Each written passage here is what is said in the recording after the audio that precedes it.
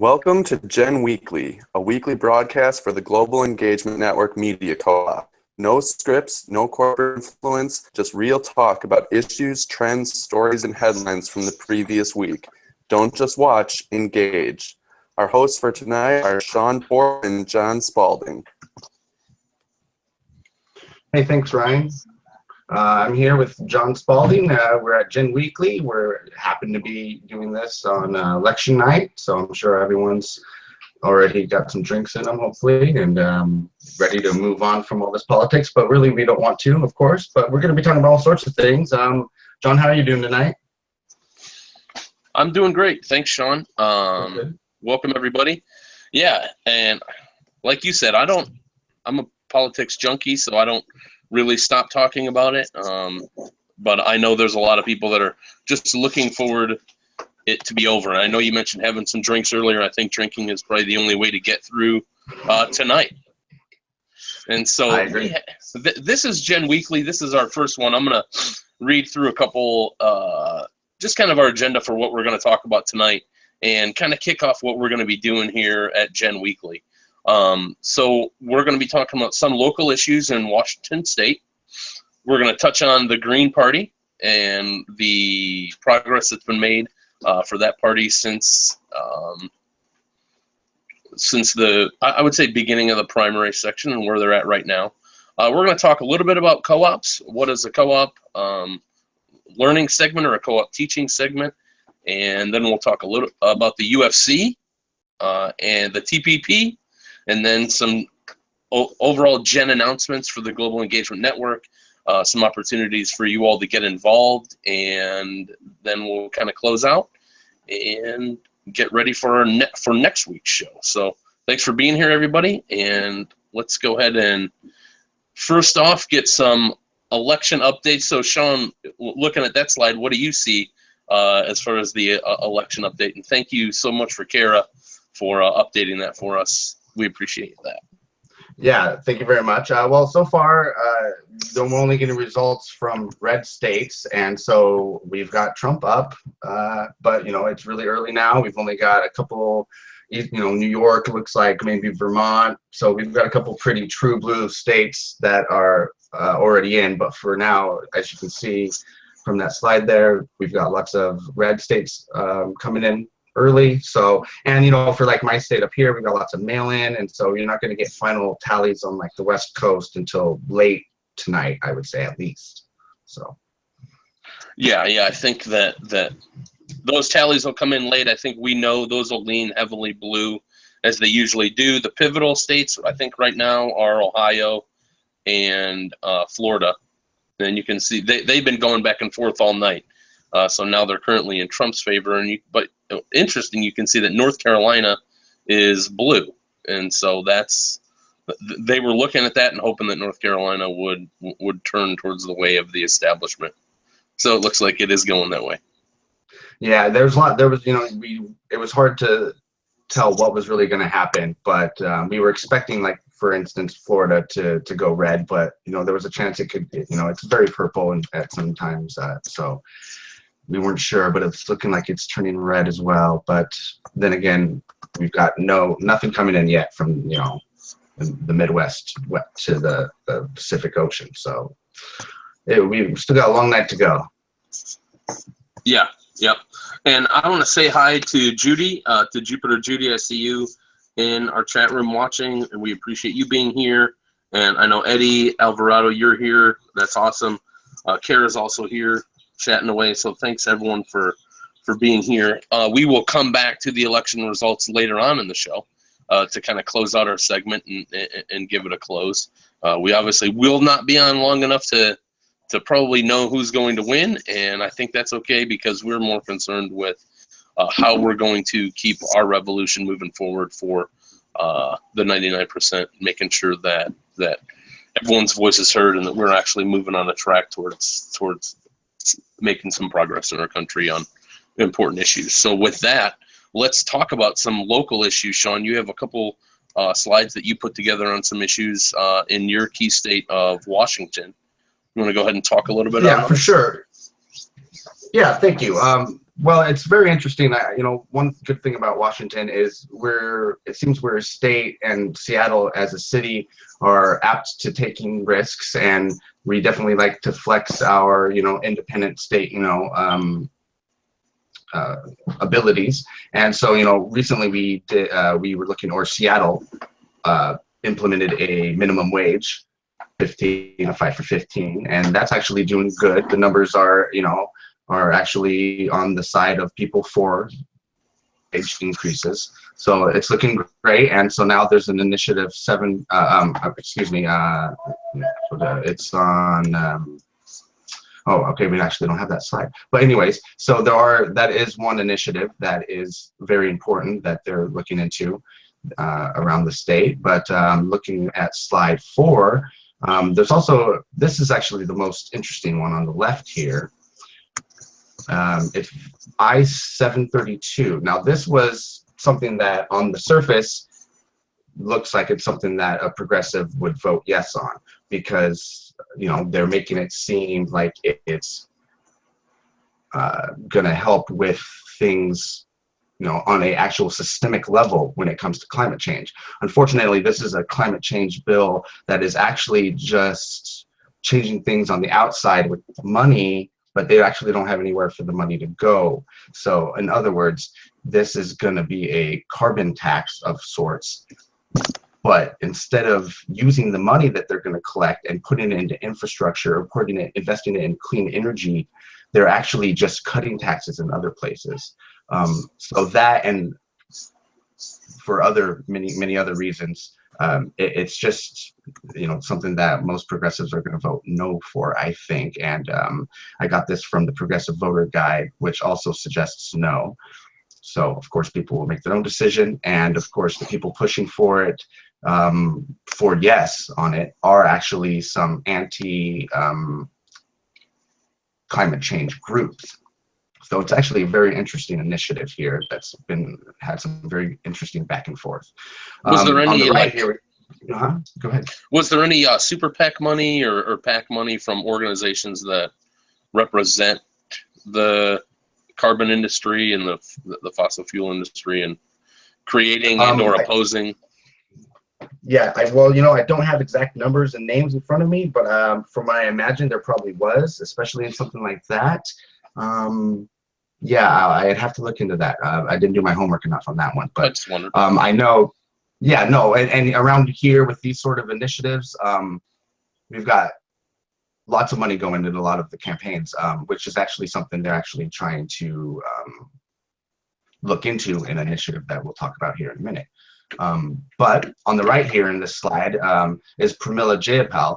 Now, this is someone I've had the pleasure of meeting. She's very smart, she's very policy oriented, great progressive. She was a Bernie-crat, and we really love her around here in Seattle. And she's running for a congressional seat in the 7th District to be our U.S. representative, and she'd be the first American Indian woman to serve that office. And so we're definitely looking forward to having her get elected. That would be great. So that's pretty much all about that. Moving on to slide 5. Here's getting into a couple more, and then we'll move on. So I-735 is an initiative to get big money out of politics. This is something that, you know, ever since political science school back in college, I was, you know, writing about this. My first blog was about this, something that I've worked a lot with local Washington representatives and backers of these sort of amendments. And essentially, this is just a way for Washington to tell Congress that we want to move forward in looking to amend the Constitution and reverse Citizens United and start controlling special interest money that goes into our politics. Now on the right, we've got probably maybe the most talked about outside, you know, people, as in people outside of the state talking about what's going on here and looking at it. Because this is a very interesting initiative, 1491, and I'm just going to read it right out here.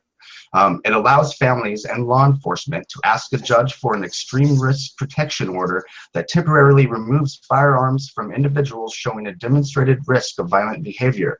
The vast majority of people who commit a mass shooting or suicide show signs of their intentions. Families are often the first to see those signs, but under our current laws, they are often powerless to remove firearms from individuals who display violent intentions. Initiative 1491 will empower families to prevent tragedies by temporarily removing firearms from people who are a danger to themselves or others. Now, I'm voting yes on this. There's lots of people that are worried about this because, again, it's basically taking the extreme right side. You're essentially being put on a government list for having a gun. Yep. And you're going to have to go through a government red tape to make sure you get that back if you end up on this list, and are somehow able to find some sort of help that and a judge or however they out. I assume it's going to be some sort of panel or judge that is involved. But yeah, so this is something that's very, very interesting, and I'm sure there's lots of people that are looking to see how this gets resolved. Yeah, that's two very interesting bills, and I would say they are very progressive. On those, or on the other ones, like or the ladies' campaign, who you mentioned earlier. Do you know what the popular support is? Like, how much? Like, which of the ones that we've talked about has probably the best chances of going through? Well, the interesting thing with Pramila is in Washington we allow Democrats to run against each other. So she's running against someone that I would say is to the right of her, but they're both Democrats. They both are, good, representatives for the most part. But Pramila's definitely got more of, the Bernie Crack characteristics. And I haven't seen the results in her actual race, but from what I hear, I mean, she's making a big run. She's for what it's worth, for better or worse, she's running, or I hear a lot of people are really excited about the American Indian first time person, and she's a woman, and she's just very progressive. So for me, and around here and around the people I've been talking to, everyone's got a lot of support for her. So I hope that she's probably leading there.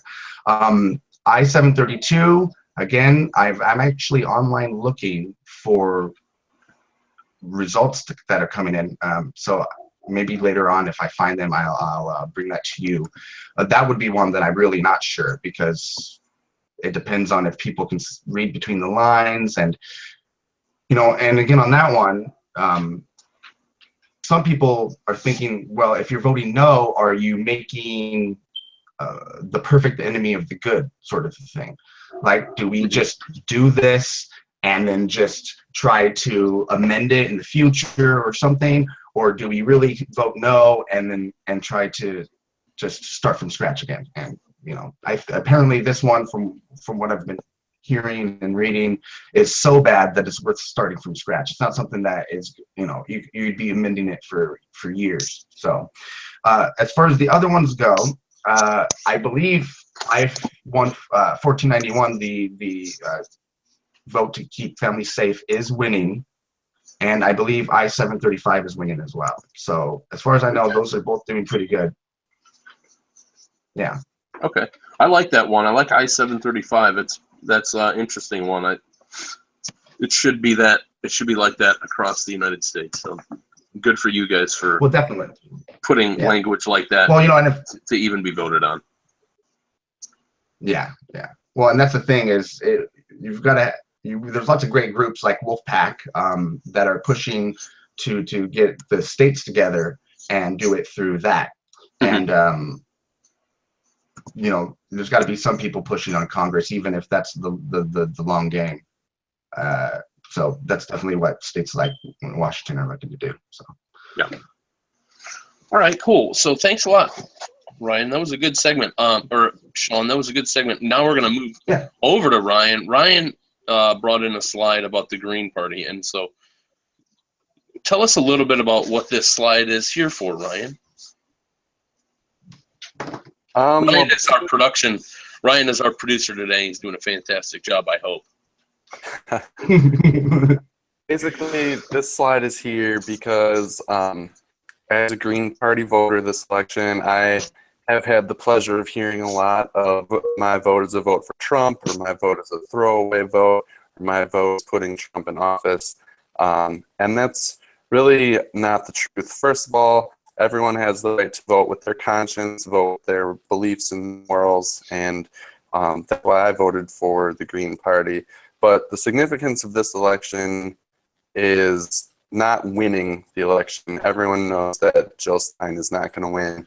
But if we get 5% of the popular vote, the Green Party or any third party candidate, their party receives federal grants, federal funding that go towards the next election. And what that means right now, a lot of the money that the Green Party raises independently, and they get some federal funding, but it goes to getting on the ballot in all the states. They spend that money to hire people to walk around signatures just to get on the ballot. Now, Republicans don't have to do that. Democrats don't have to do that. And so they get to start spending all their money that they raise on, promotion, getting their message out. And it's not a secret that most people don't even know that there are third-party candidates running. And so that money will go a long way when you don't have to spend all that time, energy, and funding on ballot access. So 5% is a victory tonight for any third party. It's the first step to breaking up the two-party system that we have right now and having a viable third party.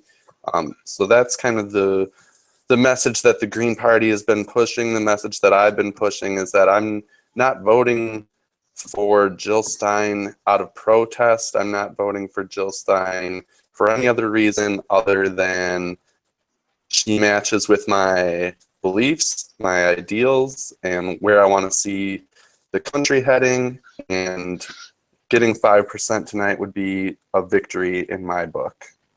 So that's the significance of this slide right here.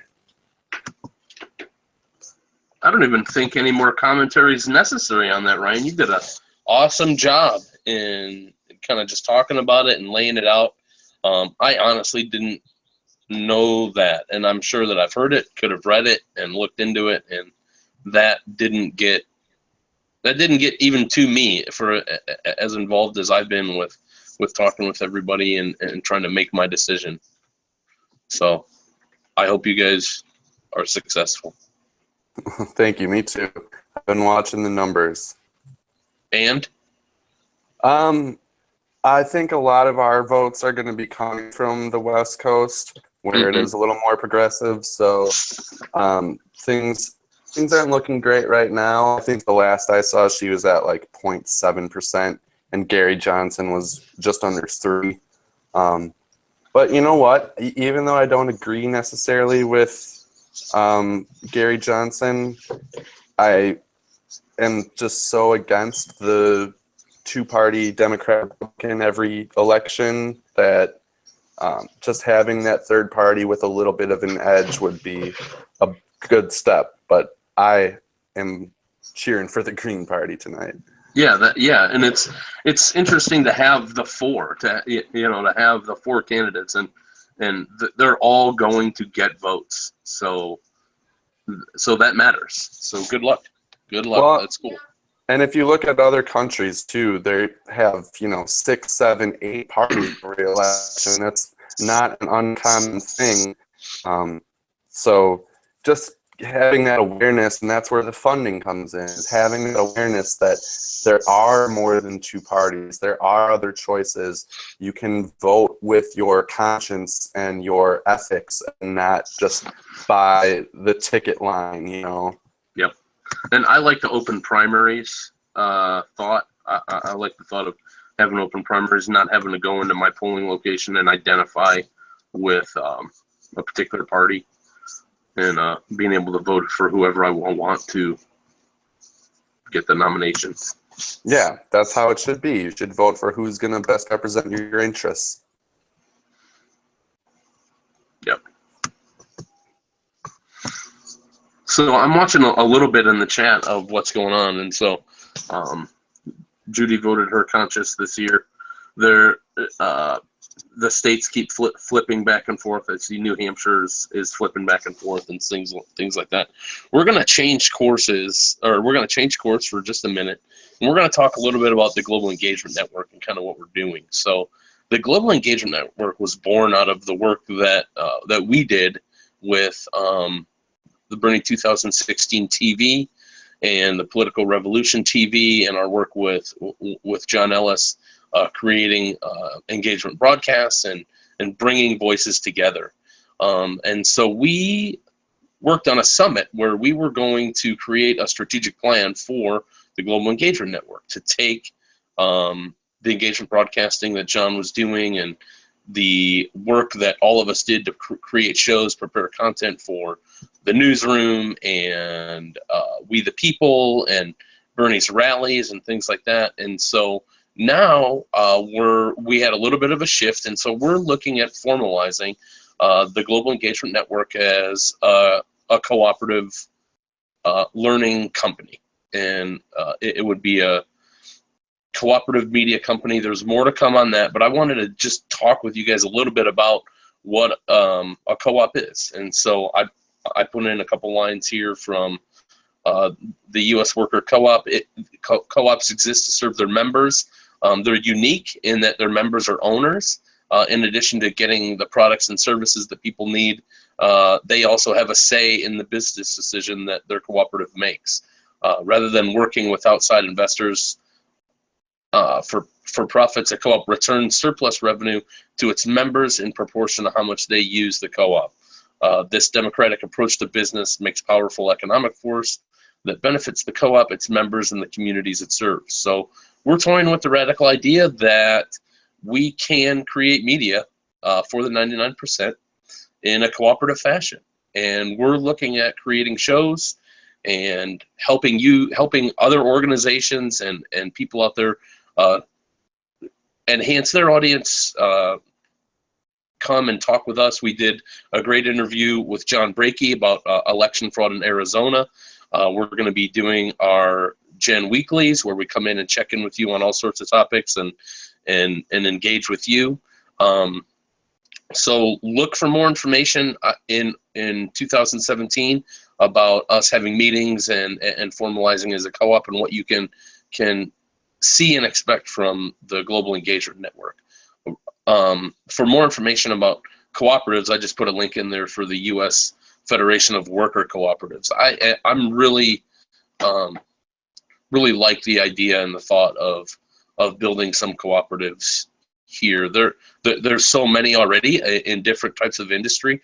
I still have a lot to learn, but just the meetings that I've had and the conversations I've had with using a cooperative governance model for a for-profit or a non-profit business, especially doing this kind of work and talking about the kinds of issues and the type of work that we want to do it. I think this can really help democratize the media and help it expand. I think that we'll be able to bring in all sorts of different perspectives and viewpoints by going down this road. So I hope that all of you will tune in and continue to subscribe to our channel and get engaged with what we're doing at the Global Engagement Network, because we're only going to be successful if we help amplify your voice as well.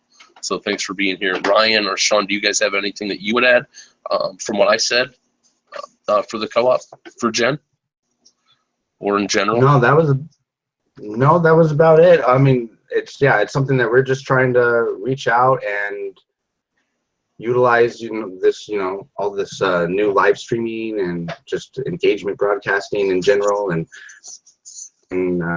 build a good network of media entities that are online and willing to work together to really good media online that people can trust and look to. Cool. Ryan, anything, or you good? I'm good. Okay, cool. So let's take a little bit of a break. So the only really thing that I can talk about on our next couple slides is that the champion, who I don't see on here in the in Ultimate Fighting, it's Stipe Miocic, isn't it? So he's not fighting at this one coming up. Is that right, Sean? Oh yeah, I know your boy from Cleveland. No, he's heavyweight champ. He is not fighting. He fought a couple. It was a few weeks ago, but he looked really good. So I'm sure he's back in. He was in Cleveland too, City of Champions. Yeah. It was really World big. Series and the Super Bowl. Wow. Yeah. You got to start somewhere, right? Crawl before you walk. Yes. Exactly. Yeah, but this is big because for a long time, since the UFC started, actually, New York has been a place they weren't allowed. It was MMA was actually illegal there. It had something to do, basically, from when you get really down to it, the owners, they just recently sold it just a few weeks ago, but the original owners were casino barons of sorts, and they always had it out with a local union down there that had special powers in the state, and therefore they kept MMA illegal until just recently. So this is the first event they're having there. It's going to be at Madison Square Garden, and the main card consists of if they're not a champ on the main card, then they are in the top 10 in their division. This is what I think is the biggest, most stacked card. If you've never seen UFC and you want to see the best example of it, this is going to be it. I mean, even if you don't buy the pay-per-view, which will be looking at the card that's up right now, it says main card, and then you got the FS1 prelims. Those will actually be on TV for free, and just those alone would usually be a main card. Those are really big fights from some really hungry up and comers. Actually, Evans Kennedy is postponed. That one's off. I know. I just heard today that Evans actually, for some reason, had some MRI difficulties because they get a full health scan, including brain, make sure they're nice and healthy. There was a problem. They said you can't fight. He landed on the flight where they're fighting, and then they got a second, said it was clear, but it's not clear whether that fight's going to get put back on or not. Everyone knows the main event, which is Conor McGregor. That's people that aren't familiar with UFC. That's probably the fighter they're maybe most familiar with nowadays. And he's fighting Eddie Alvarez. The reason they have two belts is because Conor McGregor is actually the champ at 145. Eddie Alvarez is the champ at 155. Conor McGregor's going up in weight to fight Eddie Alvarez. He'd be the first man or woman in the UFC to have both belts at the same time if he wins next Saturday night. So it's very interesting. John or Ryan, do either of you watch UFC? Familiar with it? I'm familiar with it. I've watched more local than I have watched UFC. I was wondering if you were able to pronounce the ladies' names at the top right of that slide. Oh, okay. Yeah, okay. So, yeah, that's one of the title fights, actually. It's Joanna Jędrzejczyk, but something like that, against, I'm not sure of that lady, young lady's first name, but it's Kowalkiewicz. Yeah, Kowalkiewicz. Yeah, and that's going to be a great stand-up battle.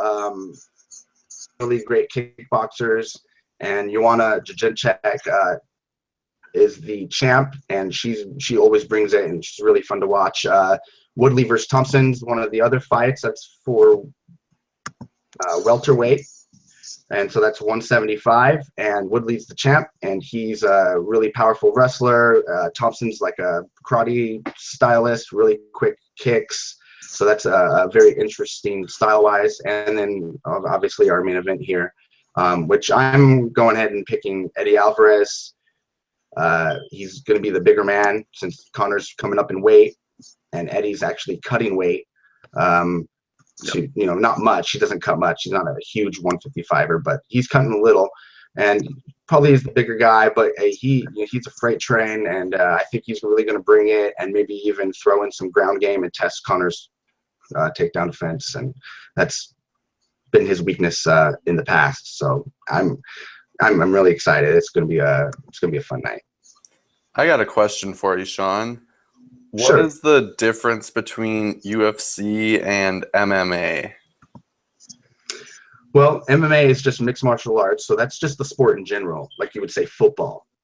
And then the NFL is like the UFC. So there's also Bellator fighting, which is an American fight league, and then you have Pride was an old school fight league that was really famous over from Japan, where they would allow like you to stomp the head of a downed opponent, and so it was a little more brutal. And of course, the UFC, to make it in the US, had to adhere to athletic commission rules.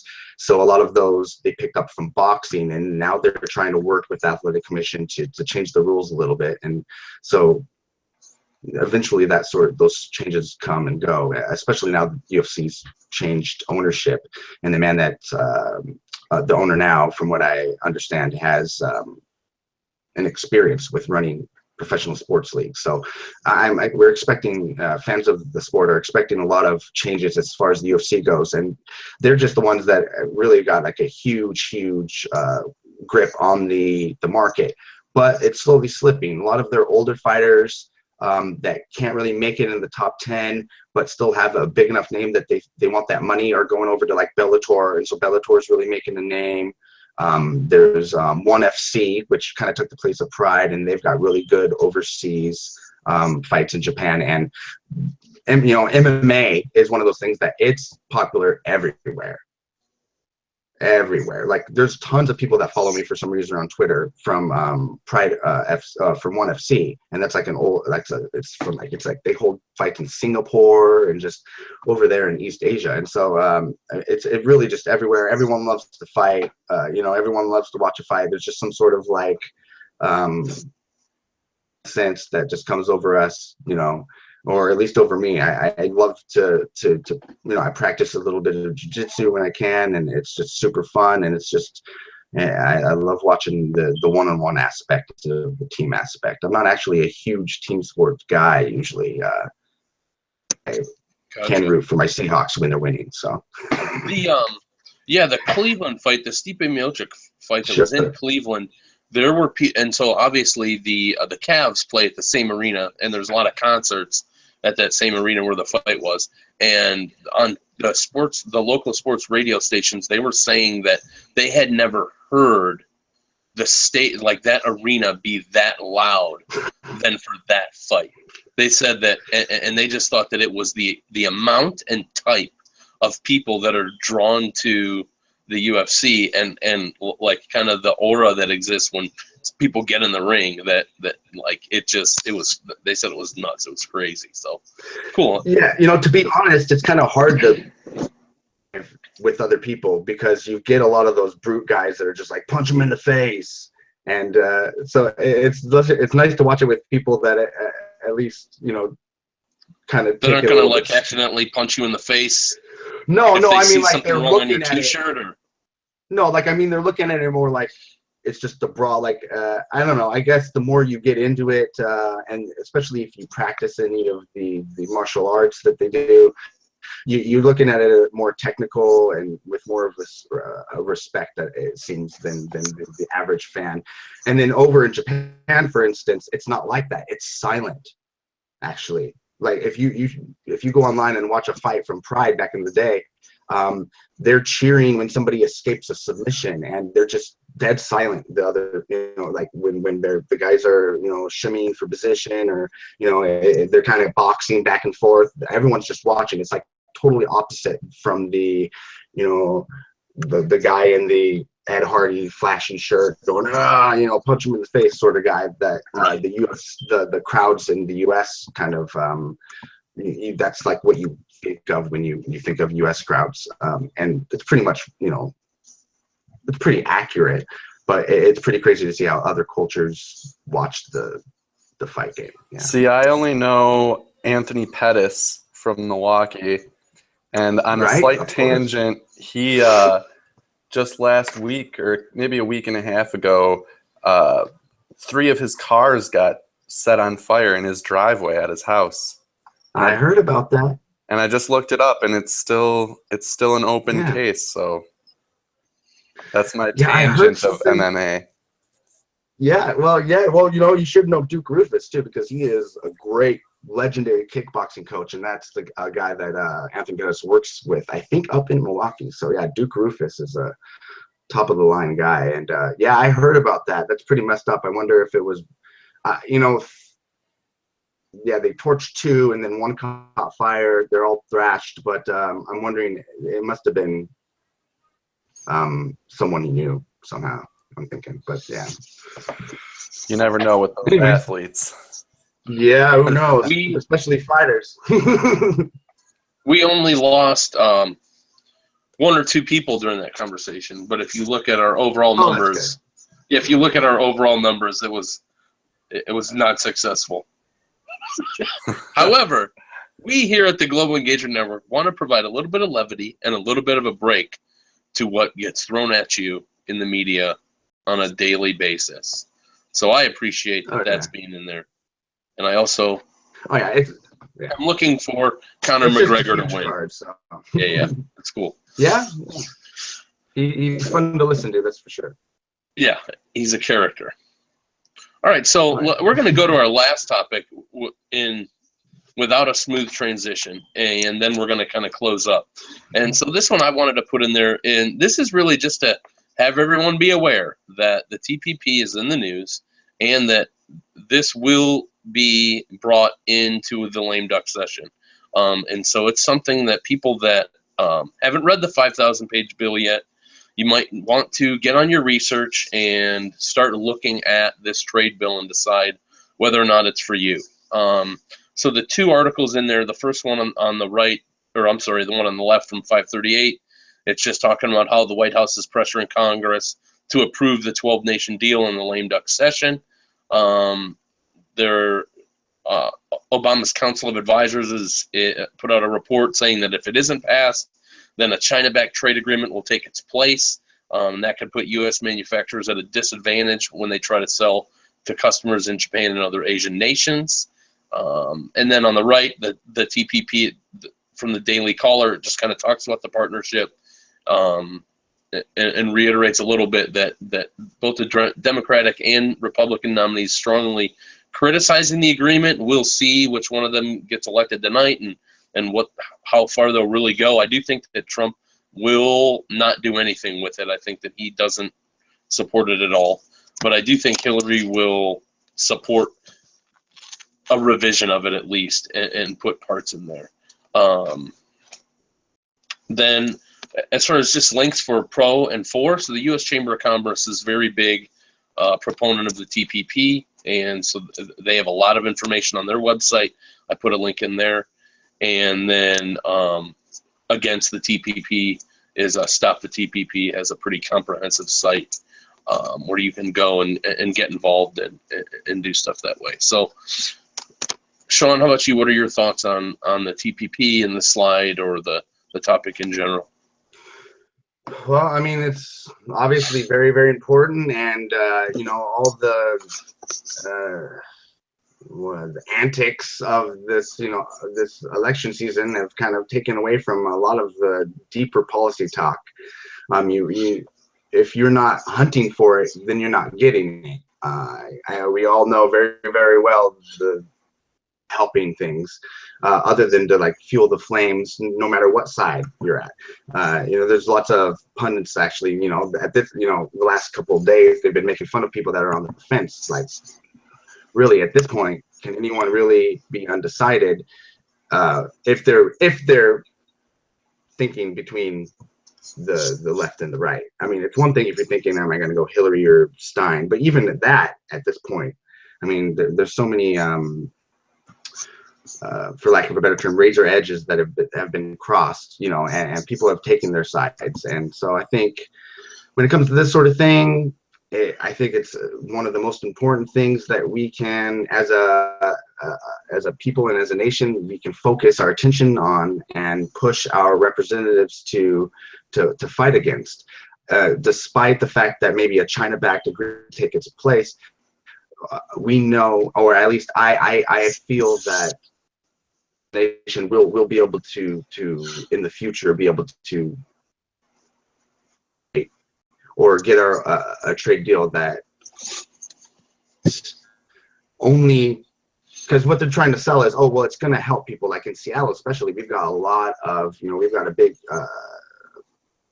trade market here, with our ports. And so you got a lot of people that are pro TPP because, it's helping them stay employed. But, at the end of the day, and companies are able to take precedent and take countries to a tribunal that, because they want to implement a carbon tax and they don't want to pay that, then, that's just, to me, that's, this isn't a case of the enemy, the perfect's the enemy of the good. This is just, that's something that is just, that's far too much control for corporations when we're already trying. I was talking earlier about trying to give them less control over our electoral decisions, and here they are trying to take even more control, because they really are trying to take control, even more control than they already have in all aspects of life. So to me, that's just too big of there's too many disadvantages to not see past the few pros that there are for the TPP. So I think in the long run, even though Hillary's, saying she's going to back it, is she going to really? I don't know, but Trump definitely won't. There's no way that the people that he surrounds himself with. So, I think as long as you go to the left, hopefully we can do something to fight it. I don't know.